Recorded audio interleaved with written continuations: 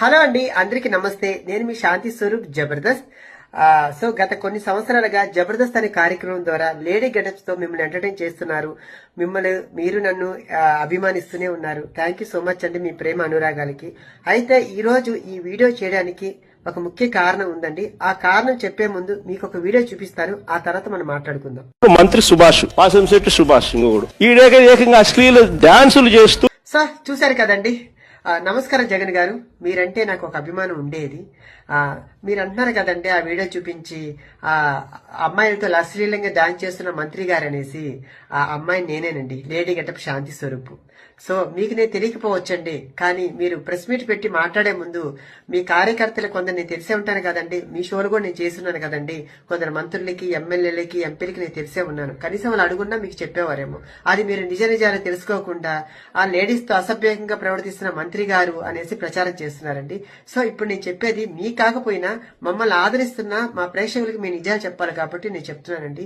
ఈ జనవరి 15వ తేదీ అనగా సంక్రాంతి పర్వదినాన రామచంద్రపురంలో సంక్రాంతి సంబరాలు అనే ఒక కార్యక్రమం కార్మిక శాఖ మంత్రి వాసంశెట్టి సుభాష్ గారు హైపరాది గారి టీం ని పిలవడం జరిగిందండి. దాంట్లో భాగంగా మేము అందరూ టీమ్ గా వెళ్ళాము. మరి మేము వెళ్ళినప్పుడు ఎంటర్టైన్ చేయాలి కదండి, డాన్స్ చేస్తాం, స్కిట్లు చేస్తాము. అందులో భాగంగా మేము డాన్స్ చేస్తూ మంత్రి గారు ఆడ కూర్చొని ఉంటే ఆయన మేము బలవంతం పెట్టి, సార్ మాతో పాటు మీరు 2 స్టెప్పులు ఏంటి సార్ అని మేము బలవంతం పెడితే ఆయన మా కళాకారుల్ని కాదనలేక ఆయన మా మీద గౌరవంతో వచ్చి 2 స్టెప్పులు వేశారు. ఇంకొక విషయం తెలుసా అండి, నాతో ఆయన డాన్స్ చేయలేదండి. ఆయన డాన్స్ చేస్తున్నప్పుడు నేను ఆయనతో వెళ్లి నేను 2 స్టెప్పులు వేశానండి. దానిపోయి మీరు రికార్డింగ్ డాన్స్ అని చెప్పి సృష్టించేసి అందరిని బ్యాడ్ చేస్తున్నారు. అక్కడ రికార్డింగ్ డాన్స్ అంటే ఒంటి మీద బట్టలు లేకుండా చెడ్డీలతోటి అమ్మాయిలతో డాన్స్ చేస్తే రికార్డింగ్ డాన్సులు అంటారండి. ఆ రికార్డింగ్ డాన్స్ కాదండి. సంక్రాంతి సంబరాల్లో వేల మంది జనాల మధ్య జరుగుతున్నటువంటి ఒక కార్యక్రమంలో చేస్తున్న ఎంటర్టైన్మెంట్ అండి అది కూడా సుభాష్ గారు అక్కడున్న ప్రజలను ఉద్దేశించి కొంచెం ఎంటర్టైన్ చేస్తూ మాట్లాడుతూ 2 స్టెప్పులు వేశారు.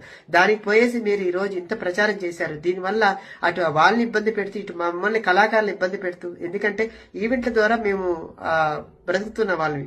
దానివల్ల మాకు రేపు మాకు కొంచెం బ్యాడ్ అవుతుంది కదండి. మీరు పెద్దవారు, అది ఆలోచించకుండా మీరు ఈ రోజు ఇంత ప్రచారం చేయడం కరెక్ట్ కాదండి.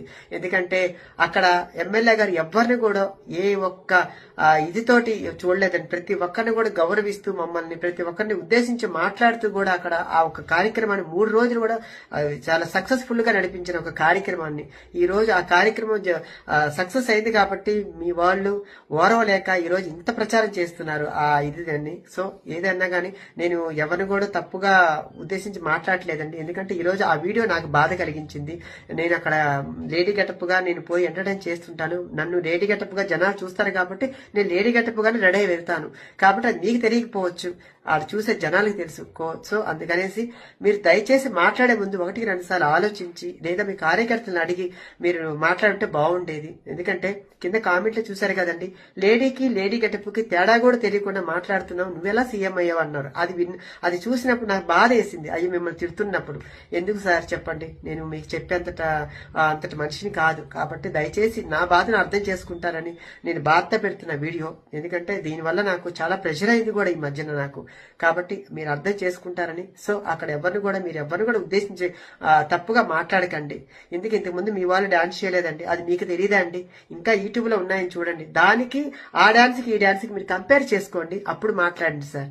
సో ఓకేనా? ఎందుకంటే ఇది మమ్మల్ని అభిమానించే ప్రజల కోసం ఈ వీడియో నేను చేస్తున్నాను. Thank you so much.